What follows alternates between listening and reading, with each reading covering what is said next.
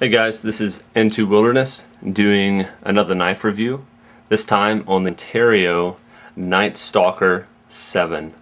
As far as I'm aware today, this is the first person to put out a knife review on this particular blade on YouTube, so hope you enjoy it and find it useful in your purchasing decisions. Let me go over some of the specs on this blade real quick.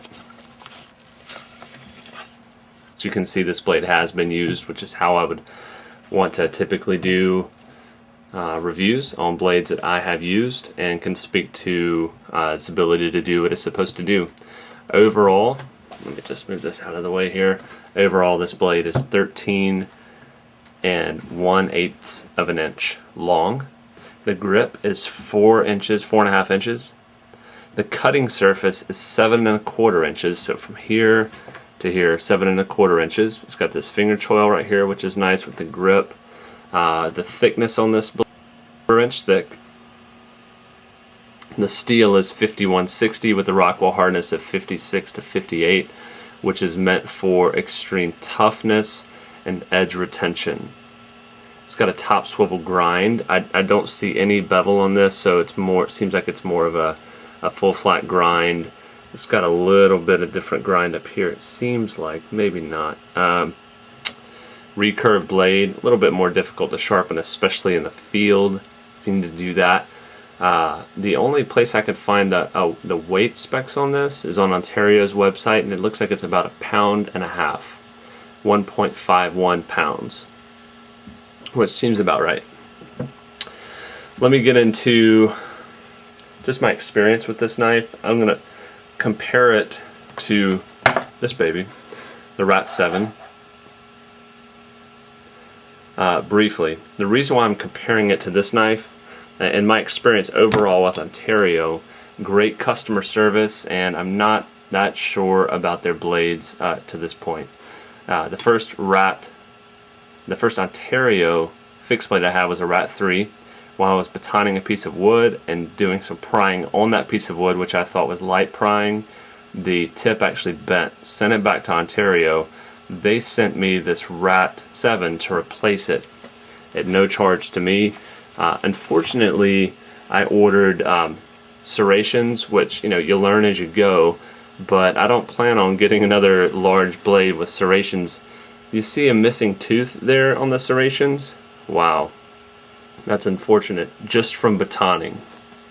Okay, so I called Ontario back and I said, man, I'm having some trouble with the steel that you're putting on your blades. I want a knife that's got a different steel than this 1095, because truthfully I wouldn't trust my life with your blades, especially with that the problems I've had with the steel. So I got this 5160 steel to replace it. So I think that it would be, fair to say, to sort of compare these a little bit, similar blade length, but this review is primarily about this Night Stalker 7. Okay, there's really a couple of good things that I can say about this knife. How thick it is does really well with batoning. Okay, I mean, it just drives just straight through any kind of wood that you're trying to baton. And unfortunately, that's pretty much where the good ends for me, personally. And there's some aesthetic things that I like about it. The way that the blade looks is cool. I like the orange handle. G10 scales are nice. I love the way that these bolts look right here. I mean, the bolts are nice. Nice thick handle. What I don't like about this knife, there are a few things. This is not a good chopper. The reason why it's not a good chopper, you would think because of the way this is shaped, that this right here, this would be a good chopper, but you have to actually hold the blade to chop, and that's where it goes wrong. The handle on this knife is not appropriate for a chopper, in my opinion. If you can see how pointy these G10 scales are, digs right into your fingers whenever you're holding onto this knife. Okay, so look at that.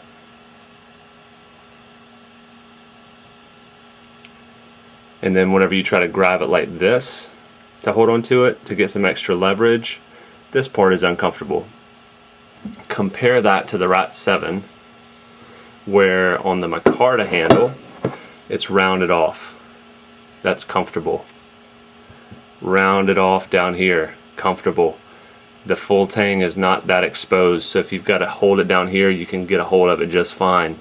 So I don't know why they changed the handle on their knives. Maybe it's the designer. But as far as a chopping knife, this Ontario Night Stalker 7 is uncomfortable. The metal, you know, it's been better to where it hasn't bent, or it's actually chipped some. I'm going to try to get it to where you can see some of that. You see that chip right there? Oh, that's not very nice. You know, you can live with it, but you know, not the greatest. Let me move on to the sheath. That's going to be, you know, the last knock that I give it. Let me compare it first to... Okay, so the sheath for the pretty much the same length knife. This is how much longer this sheath is, which you can really cut that at least a quarter or half an inch.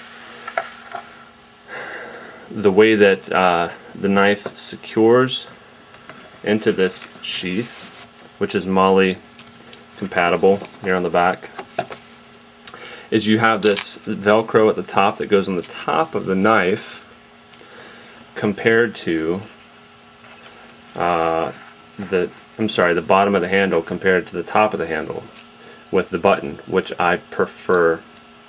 And you see how it's loose, it just falls out of the way. I like this. Okay, let me just try to get that in. Okay, so here we go.